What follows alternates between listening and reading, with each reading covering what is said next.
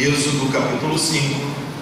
Nós queremos compartilhar um texto. Eu acredito que aqueles que fizeram o propósito de ler a Bíblia em um ano, e muitas pessoas fazem esse propósito, hoje, dia 4 de fevereiro, se não me engano, ou 3? 3.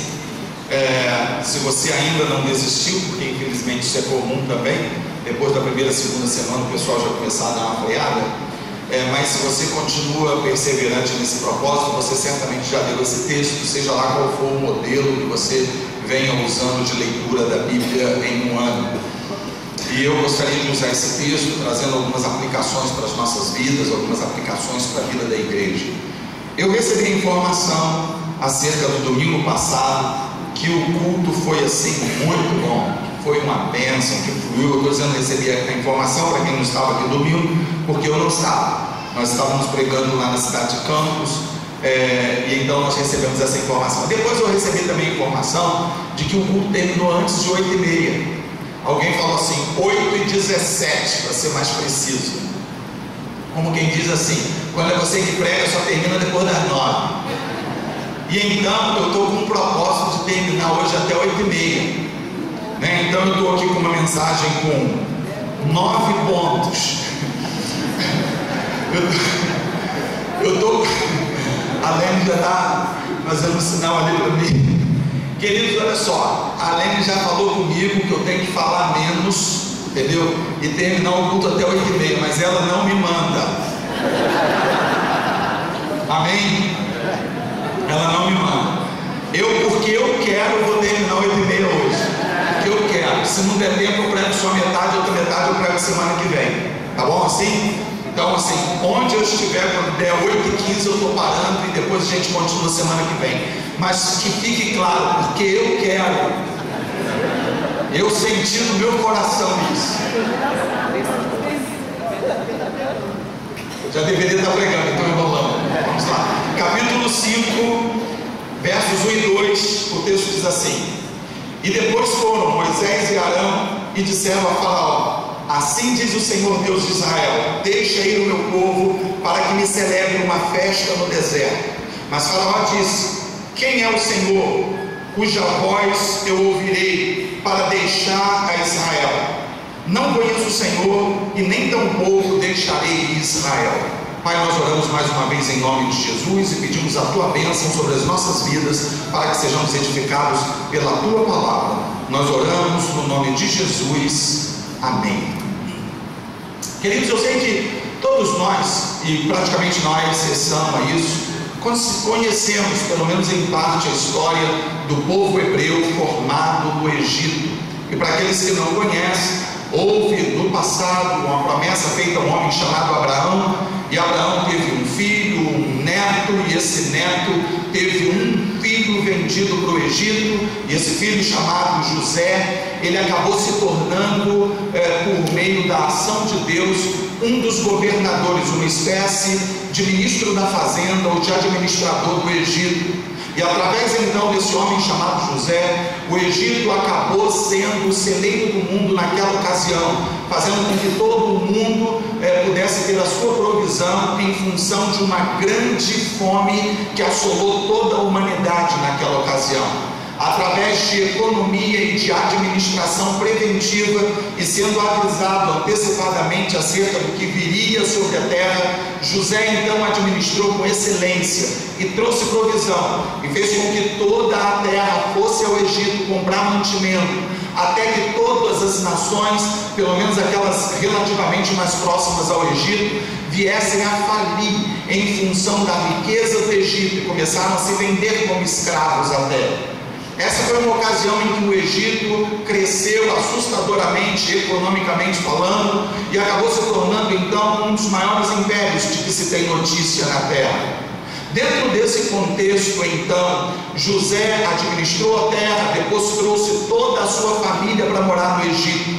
E então José morre, José vai se juntar aos seus no paraíso de Deus, e a sua família continua vivendo no Egito. A sua família se multiplica, a sua família se espalha no Egito, e anos se passam, algumas gerações se passam, até que o faraó que assume o poder, depois daquele que era amigo de José morrer, e vir outro, e outro, e mais outro, enfim, até que a história de José passa a ser realmente uma história e que não há mais ninguém que tenha tido um contato com José, até então que esse homem, esse faraó do Egito, ele assume o poder, ele assume então o trono, e ele começa a observar o povo de Israel, o povo dos filhos de Israel, e então ele começa a perceber que eles eram muitos, que eles se multiplicavam e que eles cresciam mais do que os próprios egípcios. E então ele começa a escravizar o povo. Ele esquece de José. Na verdade, diz o texto da palavra de Deus, lá no primeiro capítulo, que o faraó que assume o poder, ele não conheceu José. E em função disso, ele começa a escravizar o povo e faz com que o povo se torne um povo que vive debaixo de uma cerviz dura, de escravidão verdadeira.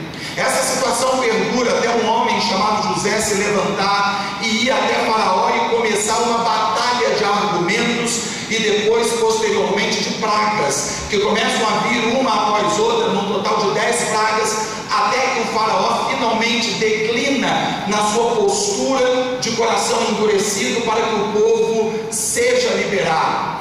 Esse texto que nós acabamos de ler é o texto do primeiro encontro entre Moisés e o faraó. O primeiro encontro, pelo menos no sentido de argumentação, para que Faraó liberasse o povo. Embora o povo de Israel, como escravo no Egito, representasse a mão de obra do Egito e, consequentemente, a estabilidade econômica e financeira, havia motivos e evidências de sobra para Faraó não liberar, mas só que Deus fala a Moisés de uma forma muito clara e começa a mostrar uma série de sinais que o motivam a ir conversar com Faraó. Nessa ocasião, nesse primeiro encontro, Moisés é expulso da presença de Faraó. Nesse primeiro encontro, ele é escarnecido e ele é banido de lá e escarnecido pelo Faraó e pelos seus oficiais. E aqui então é um momento marcante, onde essa batalha, como eu disse, começa a se desenrolar, onde começa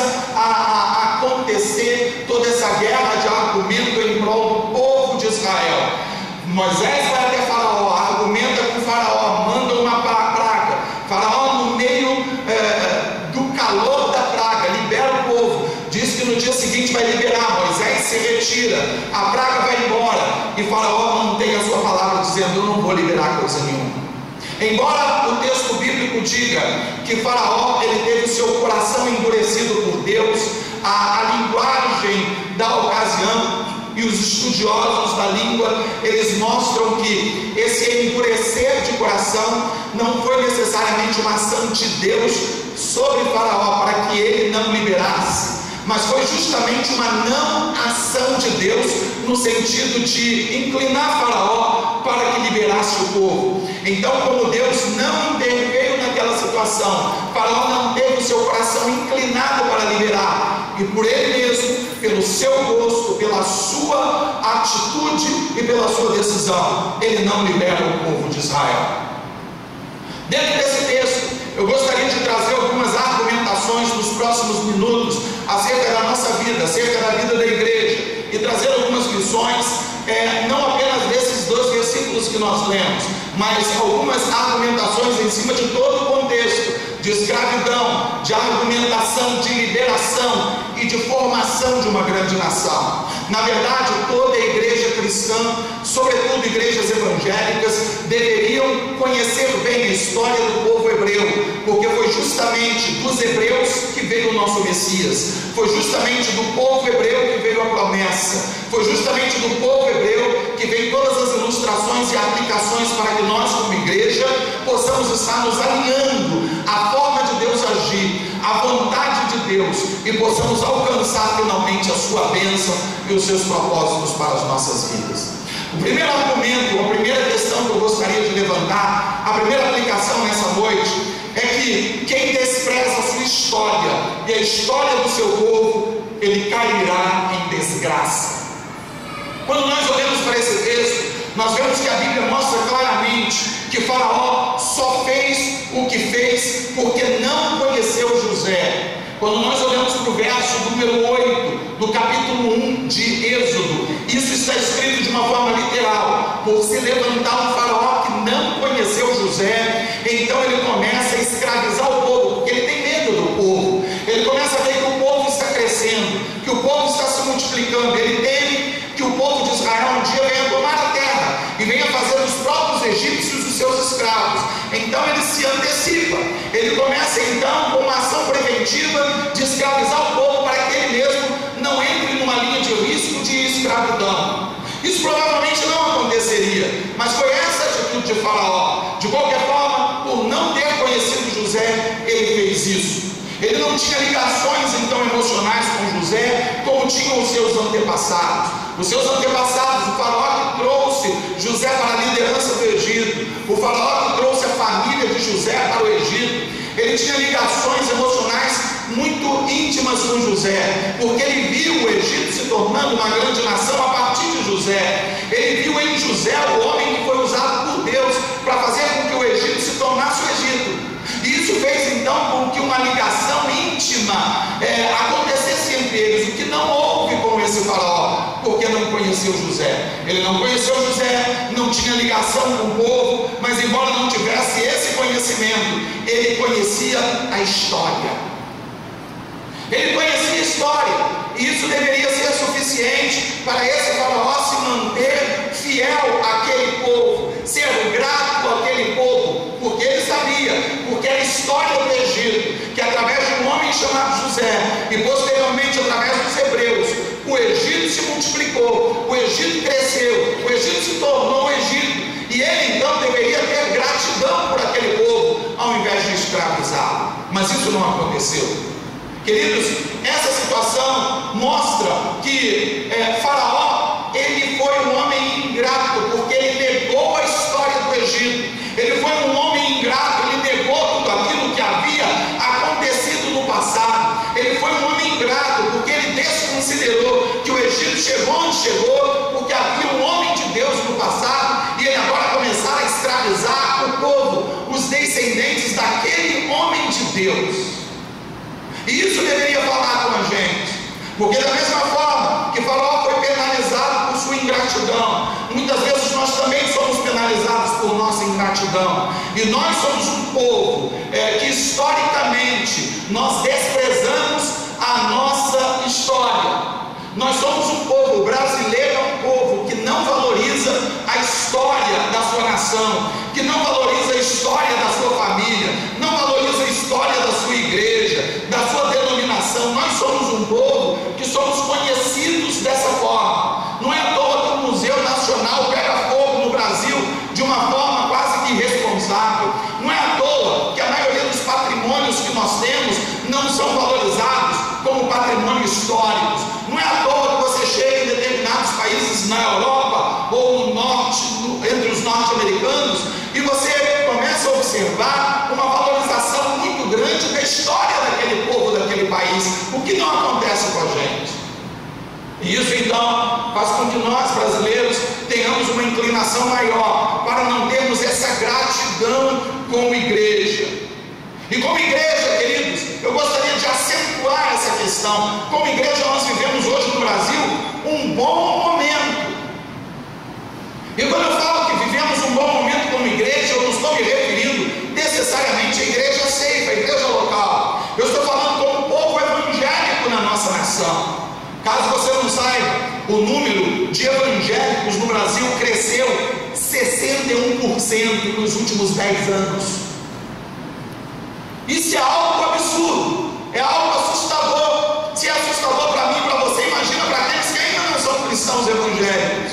Isso aponta então nessa direção de que nós temos crescido, de que nós temos avançado. Segundo José Eustáquio Diniz Alves, que é um demógrafo do IBGE, ele disse que, segundo as pesquisas e as projeções das pesquisas que têm sido feitas, em 10 a 15 anos o Brasil vai ter a sua maioria evangélica entre os cristãos. Entre os cristãos, na verdade, em algumas regiões nós já somos maioria. Há regiões do Rio de Janeiro, da cidade do Rio de Janeiro, e em São Paulo, onde nós já somos 7 em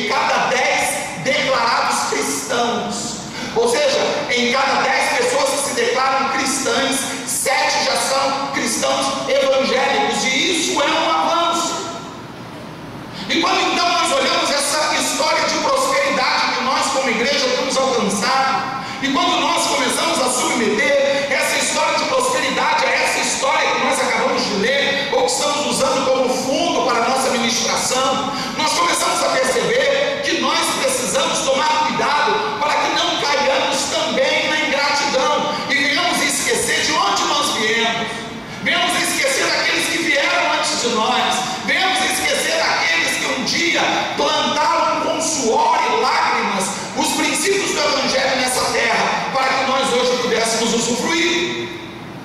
E às vezes nós não fazemos isso.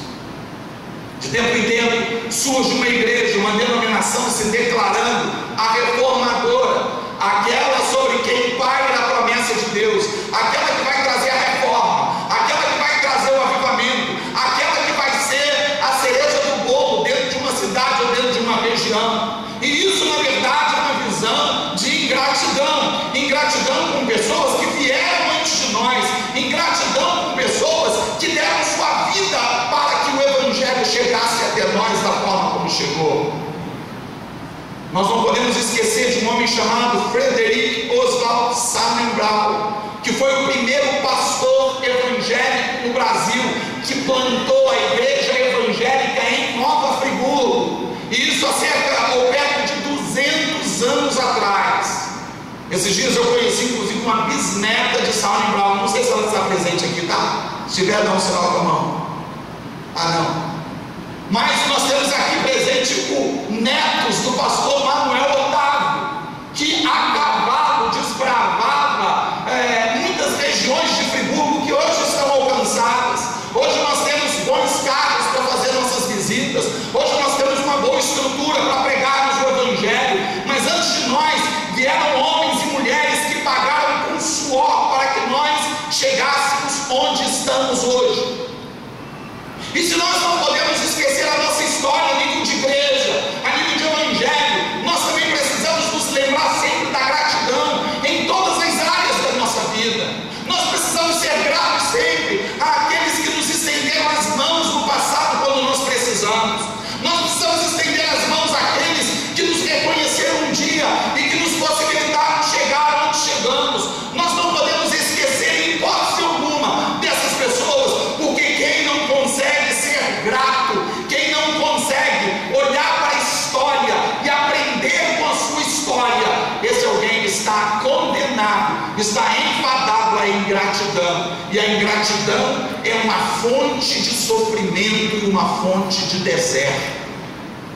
Ingratidão, queridos, é uma porta, é a porta que vai fatalmente lhe conduzir à derrota, à derrocada, ao deserto, enfim, ao sofrimento, como aconteceu ao faraó e a todo o seu povo no Egito. O Egito já era uma grande nação antes de José, mas foi depois de José que o Egito se tornou o Egito. Todo o poder que o Egito tinha naquela ocasião devia à administração de José e aos hebreus. Eles esqueceram que foi um judeu que os levou onde eles estavam. Eles esqueceram da gratidão. Eles escravizaram um povo que lhe deu a prosperidade. Eles esqueceram o povo que lhe deu a prosperidade. É muito comum, quando nós chegamos ao topo, nós esquecermos do nosso histórico, esquecermos da nossa história como gente, esquecer a nossa história muitas vezes de sofrimento, de amargura. E é sempre bom nós nos lembrarmos, fazermos perguntas a nós mesmos do tipo: de onde nós viemos? De onde você veio? De onde Deus te tirou? Quem seria você hoje se não fosse o Evangelho cumprir os propósitos de Deus na sua vida? Quem foi que lhe estendeu as mãos? Quem te evangelizou? Quem falou de Jesus a primeira vez para você? Qual foi o preço que essas pessoas pagaram?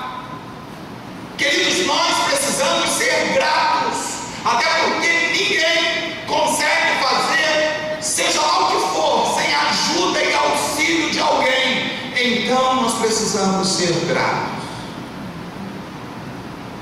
Houve há uma história circulando amplamente na internet, você provavelmente já ouviu, acerca de um homem chamado Charles Plumb, um piloto de um bombardeiro norte-americano que lutou no Vietnã. O seu avião ele foi abatido e ele foi injetado do avião, da aeronave, caiu em território vietnamita e eles o fizeram prisioneiros de guerra durante 6 anos. Durante 6 anos aquele homem sofreu e aprendeu muito acerca da vida, até que finalmente foi resgatado. Depois que voltou aos Estados Unidos da América, Plumb começou então a dar palestras motivacionais, falando sobre o aprendizado no sofrimento, falando acerca das grandes vitórias que ele obteve como piloto paraquedista, falando acerca da sua patente como aviador, falando acerca da honra de defender a sua nação. E então ele se tornou um homem de sucesso. A tragédia fez com que ele aprendesse muitas coisas acerca da vida, e então ele se tornou esse palestrante de sucesso. Depois de uma determinada palestra, esse homem foi abordado por uma outra pessoa que perguntou para ele: você é Charles Plumb? E ele disse: sim, sou eu. Você me conhece de onde? E aquele rapaz falou: eu servi com o Senhor na época da guerra, e era eu o soldado que dobrava os seus paraquedas. E aquele piloto então, ele foi para casa com aquilo na cabeça e começou a pensar naquela situação. Ele um dia necessitou se injetar do avião, ele precisou ser jogado do avião, e ele só sobreviveu porque havia um paraquedas, e o paraquedas só abriu porque alguém fez um trabalho de excelência e que ele nunca considerou. E então ele começou a pensar sobre aquilo, e a partir daquele dia ele começou a mencionar essa história, dizendo: eu cheguei onde cheguei, eu tenho essa história de sucesso, eu hoje sou um grande preletor, eu fui um grande aviador, eu lutei no Vietnã, mas tudo isso aconteceu porque alguém todos os dias dobrava o meu paraquedas. Ele começou a ver no meio daquela história a gratidão que Faraó não teve. Ele começou a ver que por trás do seu sucesso havia um simples soldado que dobrava paraquedas. Isso é importante para que eu e você venhamos a refletir sobre quem tem dobrado os nossos paraquedas ao longo da nossa existência, quem tem nos dado suporte para sermos quem somos, quem tem feito de nós, quem tem nos dado a estrutura que temos, as condições que temos alcançado, para que nós possamos alcançar aquilo que nós temos hoje. Quem tem nos dado essa estrutura? Quem tem dobrado os nossos paraquedas? Quem tem dobrado o seu paraquedas? Quem tem te auxiliado? A quem você deve reconhecer? A quem você deve olhar e dizer: caramba, eu preciso ser mais grato a fulano, mais grato a Beltrano, porque um dia quando eu necessitei ele esteve junto comigo. É isso que o Faraó deveria ter feito, deveria ter olhado para o seu passado e deveria ter dito: hoje eu estou diante de uma terra, eu sou o rei de um dos impérios mais prósperos do mundo. E se esse império é próspero, foi porque um hebreu administrou com excelência essa nação. E eu não posso escravizar os seus descendentes. Mas ele não agiu assim, e a tragédia veio sobre sua vida. Há muitas pessoas que acabam se expondo ao fracasso em função da ingratidão. Há muitas pessoas que acabam se expondo de uma forma desnecessária, justamente porque não têm conseguido dar às pessoas que lhe cercam a gratidão necessária. O próximo ponto que eu gostaria de desenvolver junto com você é que é na dificuldade, no sofrimento, que o nosso caráter é formado e que os líderes são forjados. Queridos, nós quando olhamos para esse texto e olhamos para toda a história do povo hebreu, nós não temos como negar que o povo hebreu é um dos povos mais aguerridos, mais inteligentes, mais dinâmicos, mais relevante de todo o mundo. E eles foram forjados na dificuldade. Você que viveu na dificuldade pode ter noção da valorização que você sempre deu às pequenas vitórias. Eu recebi hoje um vídeo no WhatsApp, se não me engano foi o pastor Wilson que postou, falando das lições da geladeira e dizendo que o rico, ele nunca vai entender o que é abrir a geladeira e ter uma geladeira farta, porque ele sempre tem e ele não conhece uma outra realidade. E aquele rapaz começa a falar acerca das lições da geladeira, porque quando ele era garoto, no início de mês, quando seus pais faziam as compras, traziam as compras, botavam em cima da mesa e ele e seus irmãos começavam a cercar a mesa. E talvez alguns de vocês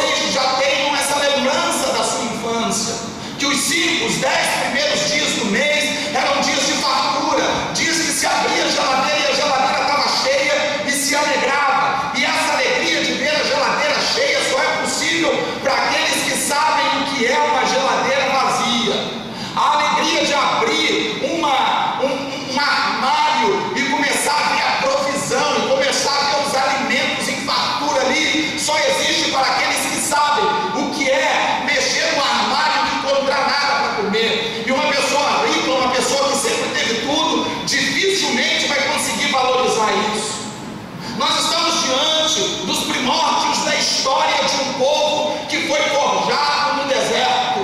Nós estamos diante da história de um povo que passou luta, de um povo que foi perseguido desde o seu nascimento. Isso na história antiga e também na história moderna nós vamos ver isso.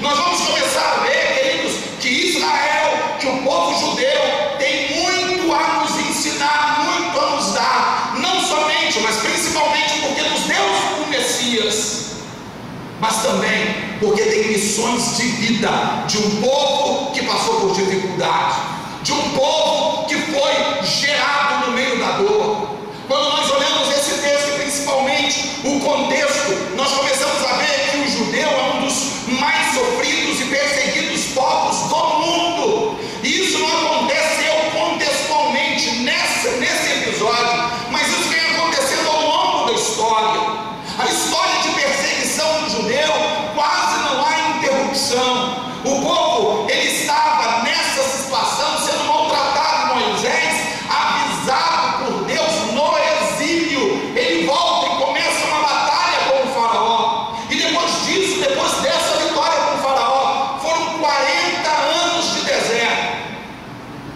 Talvez você não consiga mensurar isso. As pessoas que já tiveram a oportunidade de participarem de peregrinação, principalmente no Egito, sabem o que é um dia no deserto. E aí podem imaginar o que seriam 40 anos, sem as estruturas que nós temos hoje, sem a provisão que nós temos hoje. 40 anos de deserto, sem uma referência, sem uma estrada, apenas vendo terra, montanhas, areia e nada mais.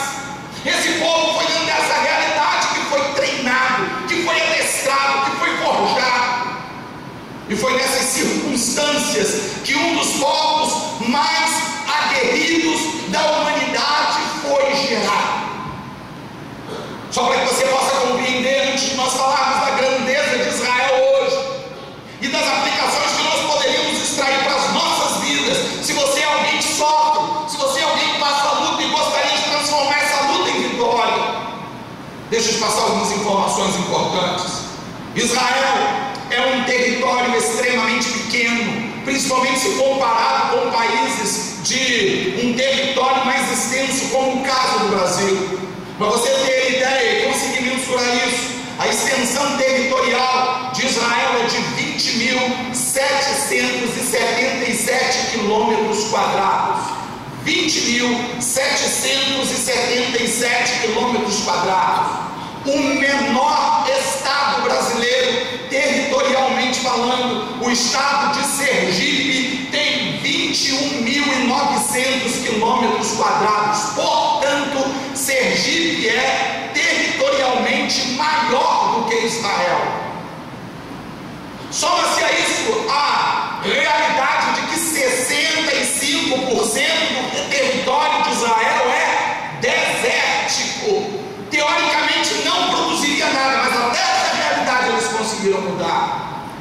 Para você conseguir mensurar, talvez você nunca tenha ido no Nordeste, não conheça o Sergipe, mas você conhece pelo menos um pouco o estado do Rio de Janeiro. O estado do Rio de Janeiro tem 43.780 quilômetros quadrados.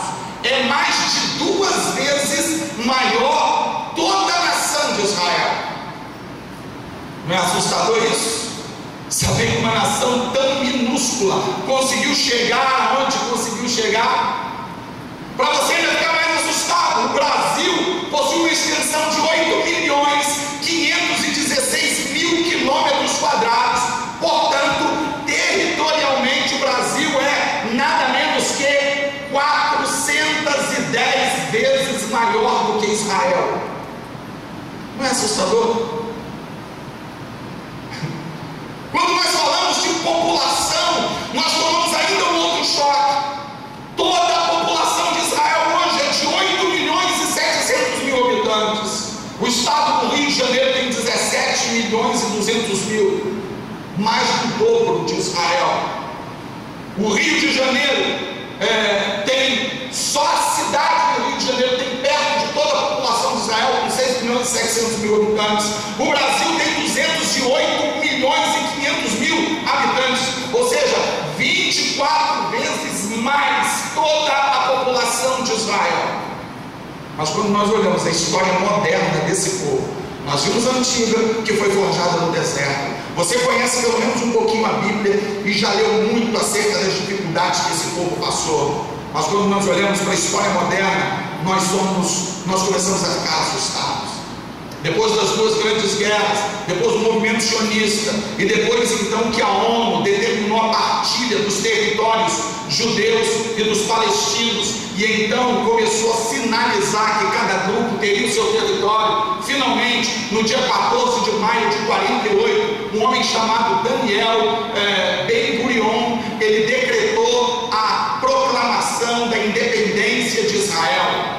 E a partir desse dia, 14 de maio de 48, portanto já fazem 70 anos, ou só fazem 70 anos, como você preferir, no dia seguinte, Israel se submeteu a um grande ataque da chamada Liga Árabe, formada de 7 nações. 7 nações, entre elas Egito, Arábia Saudita, Síria, Jordânia, Irã, ou melhor, Iraque, Líbano, enfim, 7 nações simultaneamente atacaram o Estado de Israel, que havia tido independência há um dia.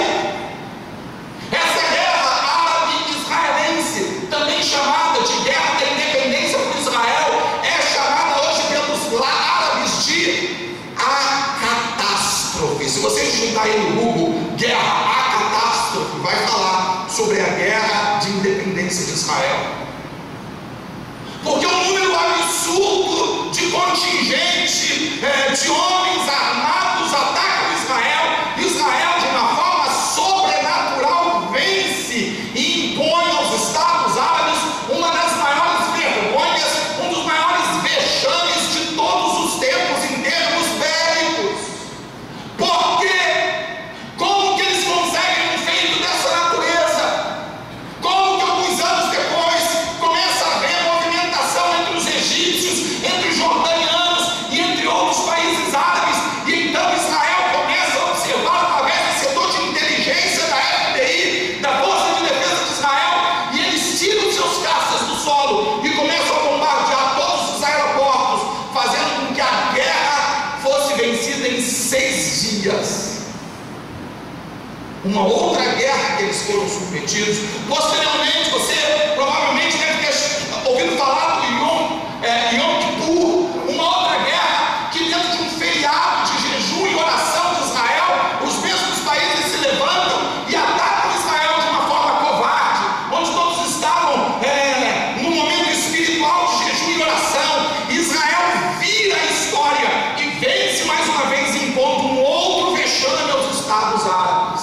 Para quem não sabe, toda essa confusão que há lá em cima de territórios chamados territórios ocupados se deve a isso. A partilha foi estabelecida pela ONU em 47. Israel aceita a partilha, mas os palestinos e árabes não, e atacam Israel no dia seguinte, ou no ano seguinte, logo depois da proclamação da independência.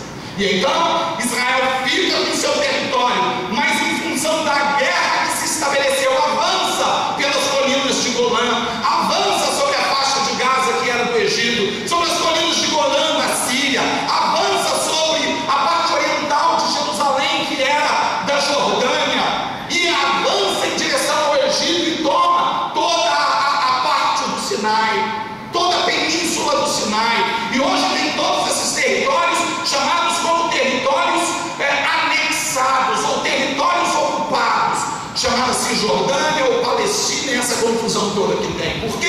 Porque eles não aceitaram a proposta da ONU e atacaram e acabaram tendo a retaliação.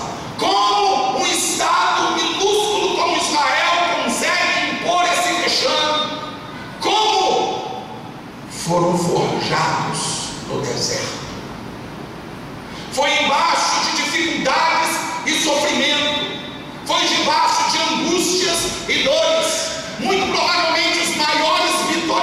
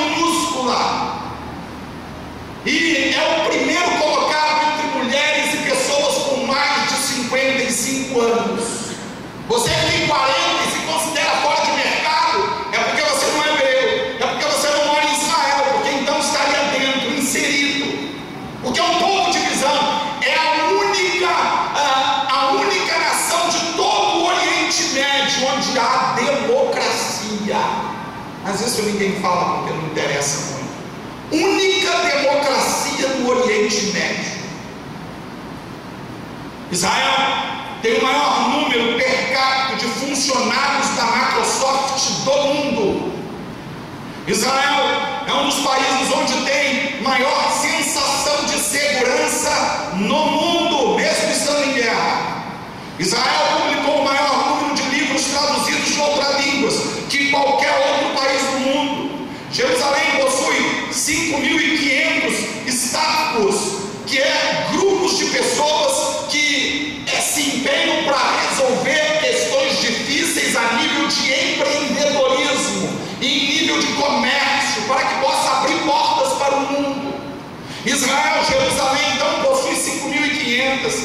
O primeiro telefone celular foi desenvolvido nas instalações da Motorola em Israel. Israel tem a quarta maior força aérea do mundo, atrás apenas dos Estados Unidos, da Rússia e da China. O problema, Estados Unidos, Rússia e China, é o quarto. Israel. O problema é que a China é 461 vezes maior do que Israel. Os Estados Unidos, 473 vezes territorialmente falando maior do que Israel.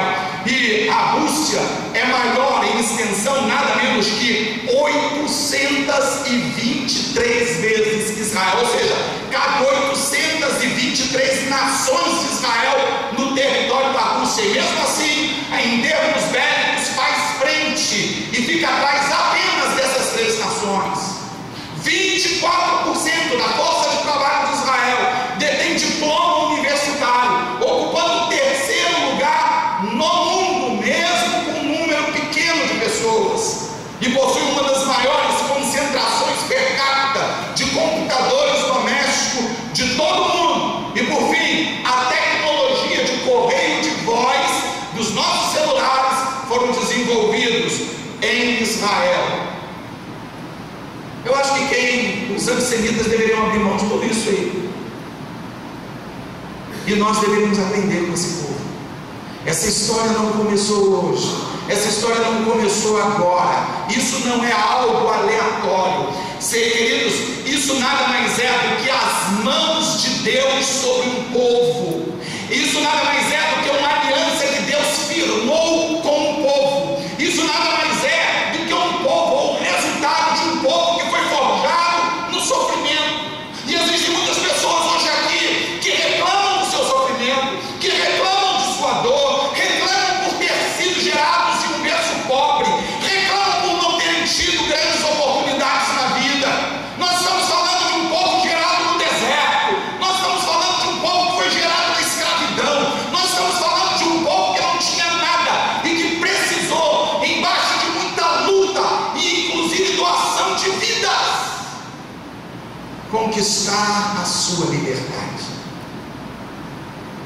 O que nós estamos dispostos a ceder e oferecer por nossa liberdade e pelas nossas conquistas? O que você está disposto a doar para você chegar onde você crê que Deus deseja te levar? A sua história está difícil. A história da maior nação do mundo, pelo menos em termos proporcionais, é muito pior do que a sua. A história de uma das nações mais poderosas do mundo, que não tem nada. O nosso presidente já disse isso algumas vezes. Israel, olha para o que eles têm e olha para o que eles são.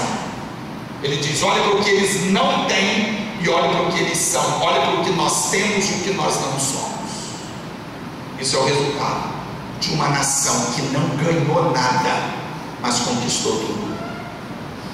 Você precisa ser um conquistador. Deus não quer fazer de você um homem e uma mulher que receba da vida presentes que lhe levem a lugares altos de excelência. Deus quer te dar condição de conquistar o seu espaço através do joelho, através da oração e de luta e de muita perseverança, porque sem perseverança ninguém vai conquistar a vitória alguma. Coloque-se em pé e vamos orar.